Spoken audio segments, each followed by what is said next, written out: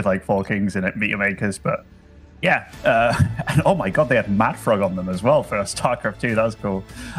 Anyhow, getting into it, Romanticide will be the first map to get things going, and spawning over in the bottom right-hand side, it is DisK. I also feel like we were literally the only 2 people on this planet that were excited over seeing an SK Gaming jersey. We just revealed that we are ultra boomers, but that's all good. In the top left side, we are looking at the main base of an absolute fan favorite, and for all the right reasons. It is the American Protoss MCanning. Isn't it funny that, like, once upon a time that didn't actually feel that long ago, we were the Zoomers. Like, we were the new kids in the, like, the Warcraft 3 scene, and people thought we were the, like, little shit kids. But now, oh my god, we're ancient.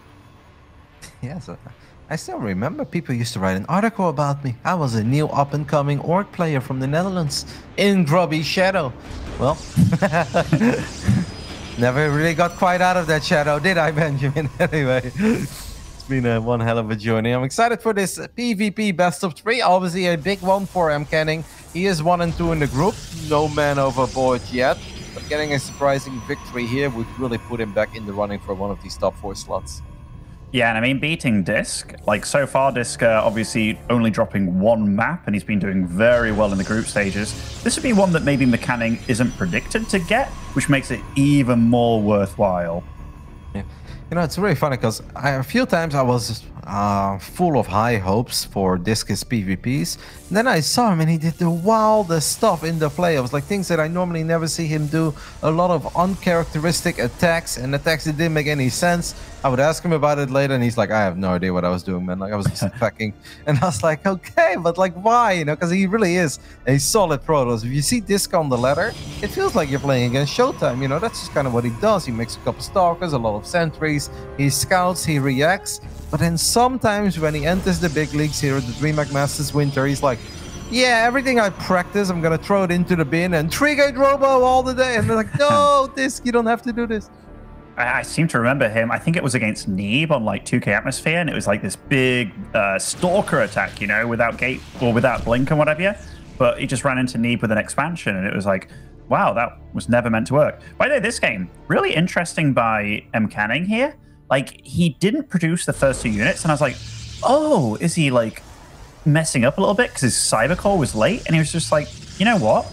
I'm just going to produce a Nexus. Like, I don't need this Cybercore as early.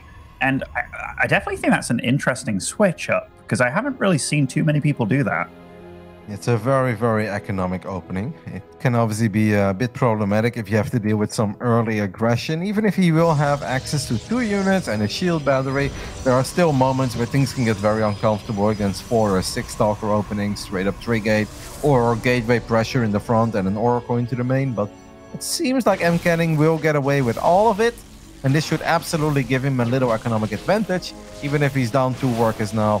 I mean, having much quicker access to this Nexus and having extra chrono to work with, I think small build order advantage MCanning, but nothing to get super stressed over if you DisK. No, absolutely not. Like this, because this seemed very much like, okay, you're doing that. Well, I'm going to get 3 sentries out ASAP. I'm going to go for a Twilight Council very quickly. I'm going to get a Forge up as well. How do you feel about this choice from MCanning going for the Robo in this kind of situation?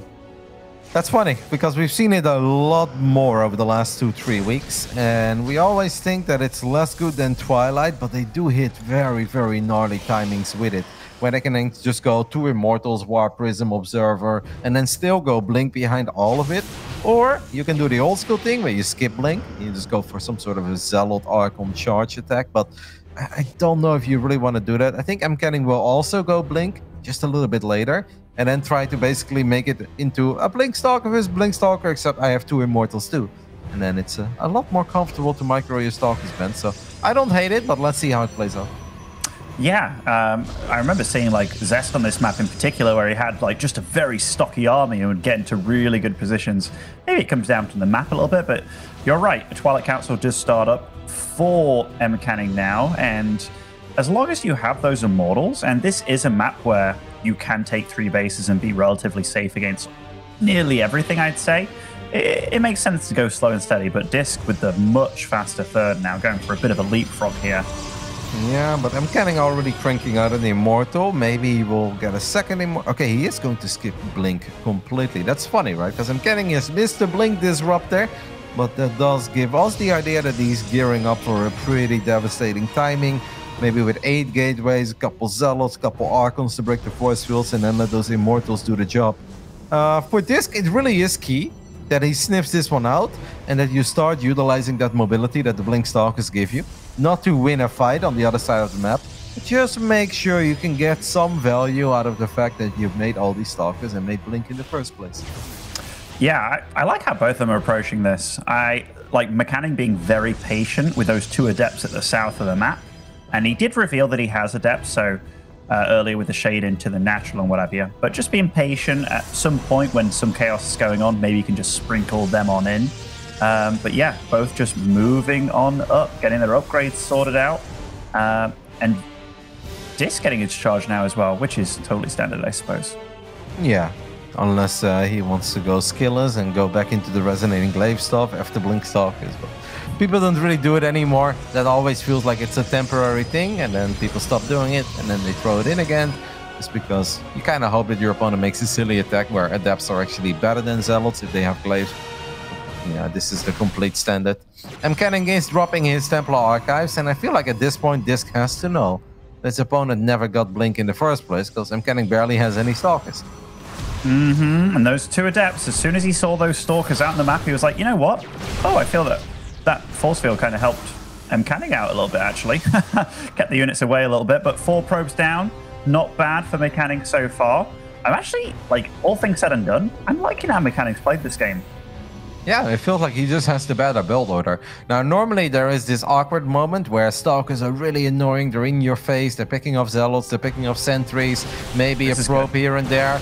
Yeah, this can potentially blink into the main, but he's gonna lose a couple Stalkers here, though, unless he just, like, recalls immediately. Is he gonna... Okay, snipes the Observer. That's nice. Blinks back into the low ground, but yeah, still loses 2 Stalkers. I'm still with you, though, Ben. I really don't think it's bad for MCanning. I would like to see him make a Prism, though, and start being aggressive. Because, like, otherwise it doesn't really make any sense and we never got Blink in the first place. Yeah, and, like, I'm looking at the unit counting station here. 3 Immortals and an Archon. Obviously, the Archons aren't the best thing to have against Blink Stalkers, but in this kind of number, it's 4 Stalkers out on the map. Like, all kind of momentum is absolutely in MCanning's favor. To wait around, kind of giving away the advantage you've built up.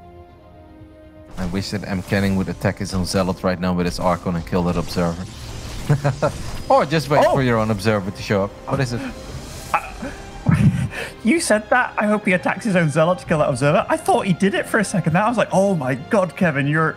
Like, you and MCanning are on the same vibe. And I was like, oh... And then turns out the Observer came. I got shocked, man. I'm glad that I got you very excited over something that otherwise would not have been excited at all. Now, yeah. Ben, what is happening is kind of interesting. Is that MCanning is dropping the second robotics facility and the Robo Bay. A lot of you guys at home will think this is completely standard. MCanning always does this. I kind of agree. But, I mean, Disruptor Zealot, that's like not really a thing. Now, obviously, he's going to have a lot of stocky units too. Archons and Immortals. But it's kind of funny to see MCanning rush into Disruptors when he doesn't really have an army that goes very well together with Disruptors. It's also weird that I feel that this kind of leaves him a little bit exposed. Like, this is the time for DisK to go and make something happen. I think he knows it too. He's just waiting for some Archons in the mix. But MCanning, that's a lot of static defense he's put down at this base, but only 1 shield battery. Oh, that could be his Achilles heel. Excuse me there, Ben. Bless me, as you would say. I mean, the one battery is going to make it very hard. I like the hallucinated Archons too. Is this going to blink, try to kill that battery? Yes, he is. But he doesn't quite have the firepower. That means he's taking a fight in range of battery overcharge.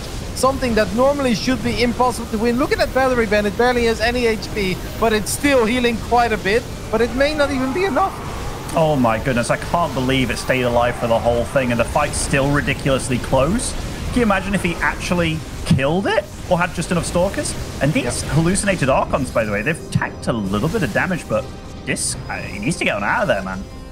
This was barely good enough for MCanning purely because DisK was like 1 or 2 Stalkers short to actually justify that blink. if you blink forward to kill a battery, you have to make damn sure that you actually have the numbers to kill that battery. Otherwise, you shouldn't take that fight, since a lot of Protoss units deal damage over time, and that's of course where batteries shine the most. I mean, Archon Zealot, there's no better way to micro it than just to A-move with it, which means it's a lot of spread damage, and that's when you never want to take a fight against an overcharged battery. Crazy for DisK to actually go for it, though. Like, I mean, oh, that was a nice snipe by MCanning there. Even without Blink, he gets the Warp Prism. You could also say that was a bit careless by DisK, but now we're in a situation where MCanning, he's the one that's able to bully his opponent a bit, and he's got much faster disruptors here, and a lot of them 5-to-1.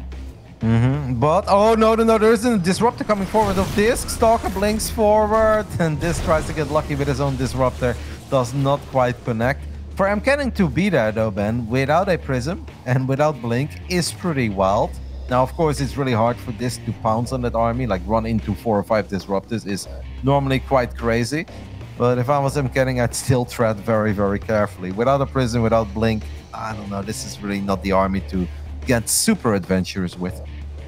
No, definitely not. Definitely not. Like, both kinds of Blink on the way for MCanning, which this army with Blink would actually be quite a bit scarier, because being able to dodge those disrupt shots is a big deal.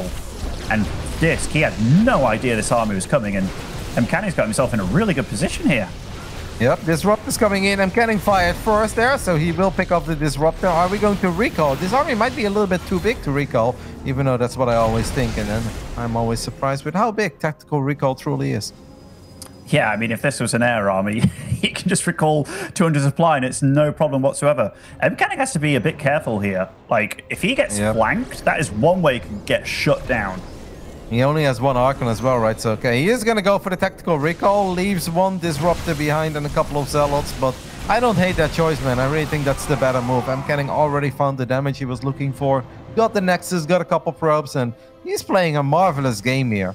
I feel like he took a very weird route to his final destination, but now that he's there, he's like, this was a good idea. I truly needed this holiday. The holiday consists of Blink Stalkers, Dark Templars with Blink, and a bunch of Disruptors. Yeah, he's done really well getting here, you know, and DisK right now, he's worried, man, because MCanning, right from the get-go, right from step 1, he's been building a far superior army.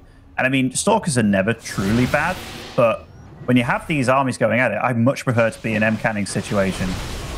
Yep, and if I was DisK, I would just kind of pretend I want to be. Oh, no, no, no, no. Oh, my goodness. How did he avoid that? That really felt like it was going to land in the center of all 4. Yeah, I mean, that felt like one of those moments in time where you're a cool guy, you're not looking at the explosion, you know exactly where the train's going to stop right in front of you, right? And it's like, oh, that happened, but probably more likely it was just a little bit of luck there, or a bit of misfortune for MCanning, depending on whose side you're on. So let's take a look at the unit comp right now. 25 Stalkers on the side of DisK and 8 Disruptors versus the 8 Disruptors on the side of MCanning and 14 Stalkers. In a weird way, I feel like the Immortals are not that good anymore. Now, of course, they are a little bit too valuable to just throw away for nothing, but it's so difficult to avoid Novas with Disruptors, as we have a forward blink there by DisK. That's a crazy move. 1 Nova does land in the heart of all these Stalkers, and DisK did not use his Disruptors at all. No, he kind of waited for them almost. Like, I think that was just mistimed by him. And MCanning right now, he's all over the shop, but in a good way. He's actually outplaying DisK. Yep, DisK only has 1 Observer Band, and that's in the center of the map, and that means that these Dark Templars of MCanning are going to be very annoying to deal with, as we have a few more Disruptors of MCanning trying to land good shots, not quite working out, but who really cares if your Dark Templars are going to town, and the 1 Observer is still in the center of the map? And it doesn't look like it's moving at all. Like, what's being produced here from DisK? Okay, he's still not producing Observers. Oh my god. He had so much money, by the way. He had 2,500 minerals in the bank. We go for a big Stalker Warp in, perhaps not the worst choice. An overcharged battery could potentially save the Nexus, but it was a little bit too late. DisK will kind of clean this up, but it's not a pretty cleanup. And I barely still see any detection. He finally has his 1-ups, but now it's with his army, and it's not taking care of the Dark Templars that are slicing up the Nexus. Oh, I mean, this felt very mishandled by DisK, and he's still got a lot of money, Kevin, behind all this as well. Do you see what I see in the production tab for MCanning? 3 carriers at a time? I don't know. Oh my goodness, 3 Archons to 2 Disruptors. Sneaking out left field. I love it, but at the same time, I don't love it. I think it's a bit unnecessary. Risky, yeah. Yeah, because you just killed 2 out of the 4 bases. You know your opponent is going to all-in you, and it takes a little while to get carriers out. I feel like at this point, MCanning could just make the same units as DisK, and he would never ever lose. Now, he's probably not gonna lose, but I feel like there is a bigger chance of him losing with carriers than if he would have just spammed Stalkers and Zealots. Yeah, definitely. Like, DisK has a long way to go to get back into... Oh, no! My goodness. Oh! DisK's face there. It was like, really? But yeah, holy crap, that could have been terrible. All right, at least the carriers are out. MCanning still has a Disruptor on the high ground, sends his shot forward, kills his own Zealot.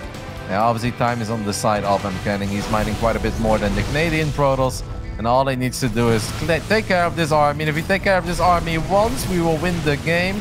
I still feel a little bit worried for MCanning, but with all the Zealots, he should be fine. Because once DisK starts running back, there is obviously no way of ever killing the carriers. GG, the Canman takes the 1-0 lead. Doubt him now, Benjamin. Doubt him now. I mean, maybe Twitch Chat were right all along. They are doing pretty okay on the ranking, if I do believe correctly. But, if I didn't have nameplates on those players, I wouldn't have thought it was those guys playing, honestly. Like, MCanning played ridiculously well. I think his build order choice as well, delaying... That came out wrong. Oh! Okay, I didn't mean it wrong. Like, what I meant to say was, like, I felt that MCanning played super damn solid. He wasn't just relying on disruptors or blink stalkers or anything. He went about it in a cool way that looked very solid and all round. Like, that could have been, for all intents and purposes, like a Korean PvP where they're kind of metagaming each other a little bit. So even though these players both have their strengths and things that they like, MCanning just played well and he bullied around the map a lot. The DT switch was really cool as well. When to use the DTs was really cool. Yeah. When to use the adepts, just everything clicked together so well. Like, I feel like MCanning was shining in multiple more aspects of the game, but I really think what was the game-winning move was the Zealots and the Dark Templars at the 4th base of DisK on the low ground.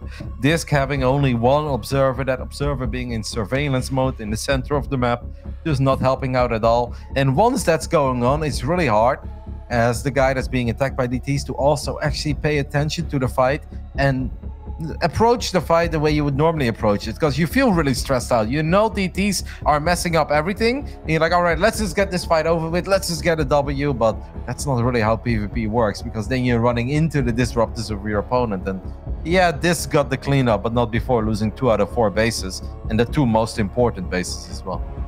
Maybe the most important part of that game entirely was when DisK fought against that shield battery overcharge much earlier on. Like, it was 1 hit away from dying or so, just not enough blink stalkers to deal with it. But we're getting in onto Lightshade here as map 2, and spawning over in the bottom right hand side as our red Protoss, it is DisK.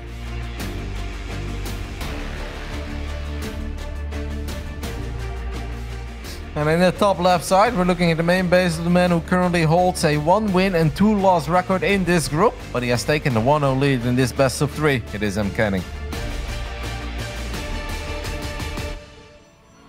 MCanning is looking real calm too. Like, I've never known him to be a super tilter or anything, but he's looking very calm, relaxed, every stage of the game as well. If anything does go awry, he's already got his next moment planned, which I think is always a really good thing to have when you're a player, when you know what your next move is going to be, regardless of how things go. It just makes you very decisive, and also, like, your gameplay is very fluid. I do want to briefly touch upon what you said during the intro. That fight near the battery overcharge, that was actually an interesting moment, because I looked at DisK's army and it was obviously better and bigger than MCanning's army, because MCanning was spending a lot of resources transitioning into the Robo Bay and the second robotics facility. But I actually think this was the ultimate moment to warp in a couple of extra Stalkers, while normally you don't want to have Stalkers there. You want to have more Zealots, more Archons, because you believe that those are the units that make the difference. But if you know you're attacking into static defenses, he actually really should have wiped in 2 or 3 extra Stalkers, which goes against, you know, all of our natural instincts as a Protoss player in that phase in a game for that kind of a fight. But taking care of the battery should have actually been #1 priority. Oh, no, yeah, I'm with you. When I saw that he wasn't choosing to finish it off with like half the battery still remaining kind of thing, like the overcharge remaining, it was like, oh no, like fighting a full duration fight there of 150 supply against 150 of like Archon Zealot against. I mean, that battery alone was like plus 30 supply from MCanning. Really kept him in it. I wish that we had tiny stats, right, where we could see how much HP that battery healed during 5,000. Yeah, no, like it would actually be above 1,000 for sure. Like I'm quite convinced of that. The healing power of a battery overcharge is ridiculous, especially in Zealot Archon fights. MCanning is switching things up here. He's opening up with the Adepts, and he's going for 2 additional Adepts. He made it seem like he maybe wanted to go for a Proxy Stargate, but none of that is happening, Benny. So it's like 4 Adepts into an Expand. Skillus is watching this game, and he's like, man, I open up with a 4 Stalker Watch each and every single game. I never face this scenario, because this is kind of a risky opening by MCanning. That pylon at the bottom wasn't scouted. I mean, it doesn't mean a hell of a lot right now, but yeah, you are absolutely right. Twilight Council on the way for DisK. Maybe these players know each other quite a bit.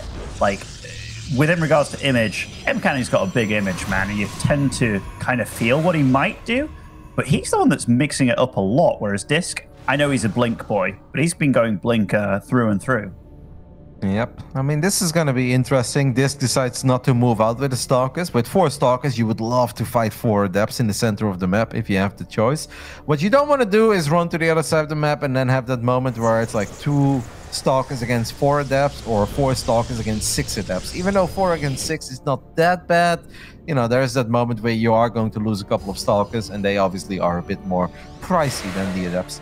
Oh, okay, Kev. Like, explain this to me. Like, what is MCanning hoping to go up against, and vice versa?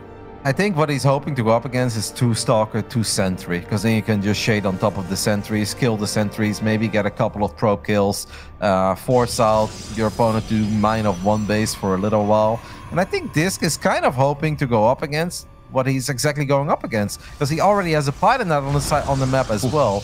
And he can really decide to be very aggressive the moment Blink is done. And DisK has not been building a lot of probes at all. MCanning is going to need some Immortals, man. And he's going to need them quickly. It certainly is. Like, he is ahead in supply, but it's deceiving. Oh, he finishes up that shade there into the natural. Maybe questionable. Yeah, a little bit questionable. Probably didn't want it to happen. And we'll get a pro for his troubles, which is kind of funny. Yep, does end up losing 1 Adept. Knows that his opponent has quite a few Stalkers out. I really love that MCanning is going for Immortal before Observer. It is very natural to always feel like you want to get 1 Obs out just in case your opponent went for a quick Dark Shrine, but this would not be the game to do so, because then Blink Stalkers could just finish you off on your side of the map. This is going to be a good moment for DisK to get a couple of extra shots off on these Adepts. And don't forget about the 2 Adepts that DisK has just warped in. MCanning will let this Shade finish up. So he's looking for more and more economic damage, but this obviously means that he's going to drop in army supply quite a bit. Yeah, definitely is. And DisK has 2 Adepts in the base of MCanning as well while this is going on. But Big Daddy Immortal does turn up, and oh, I think DisK was misfiring with these Adepts quite a bit. Yep, no, he really messed up. Meanwhile, MCanning gets an excellent trade on the other side of the map, so he kills 7 workers. DisK made a big mistake of letting his Adepts split up. So 1 Adept was on the top side of the assimilator, 1 Adept was on the south side. That meant that they were shooting out of sync, and the shield battery was just out healing the shots of these Adepts. Then he moved them away, they got surrounded as well. So where DisK could have potentially killed a whole bunch of Adepts, like at least, excuse me, probes, at least a handful, he killed nothing. And DisK is in serious trouble now, man. He's 11 workers behind, but there is already 2 Immortals on the side of MCanning.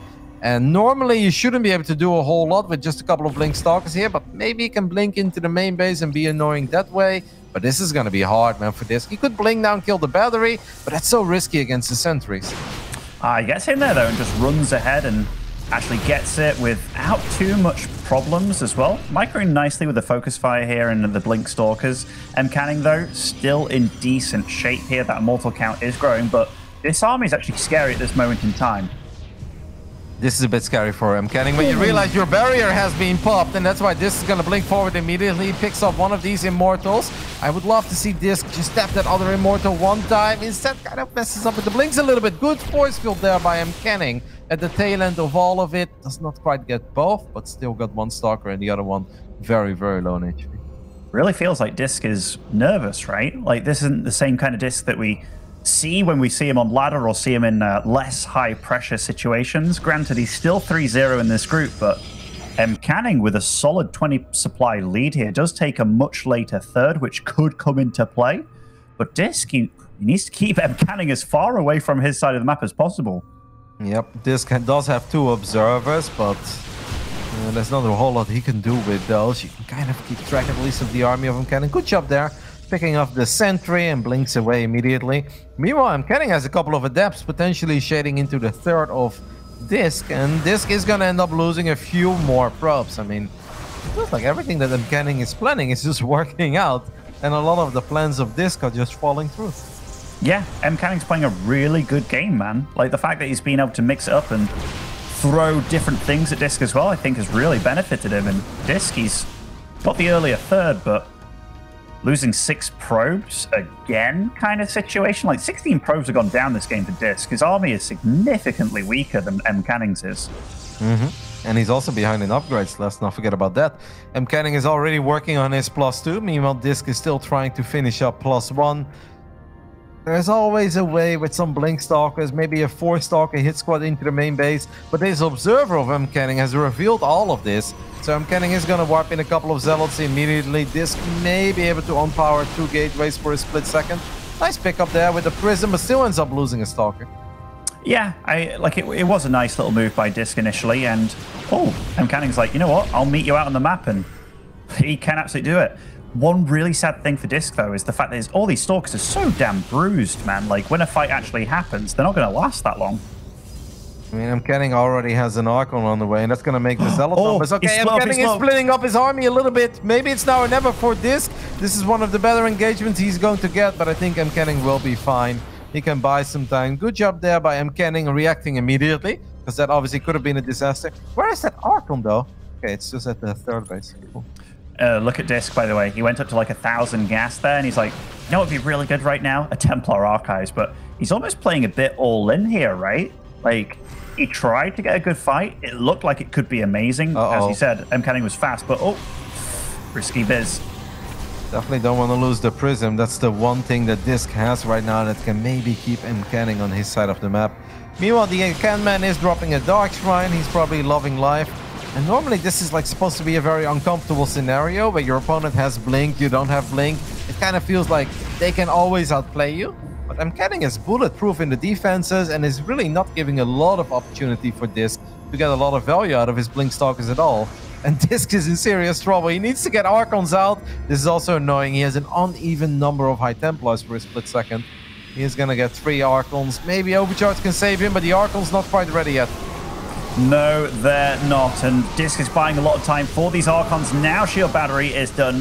MCanning very decisive with what he wanted to get done in that fight, though. Pop the Overcharge, maybe come back to fight another day. And adding another Archon to the mix as well against all these Zealots, I like the play. Yep, MCanning still has a much bigger army. He knows the battery overcharge is about to run out, so he's going to go for it again. I gotta say, the Archons of DisK are getting some really sweet hits up, though, on these Zealots of MCanning, so MCanning does need to be a little bit careful. The Stalker is also doing a pretty decent job against the Archons of DisK in the back, but the Zealots of MCanning have already picked off 15 workers during all of this. The Canman is going up to 4 bases. Wow. He's got a Robo Bay on the way, but this is just going to be a decisive 2-0. For MCanning. What a big W for him.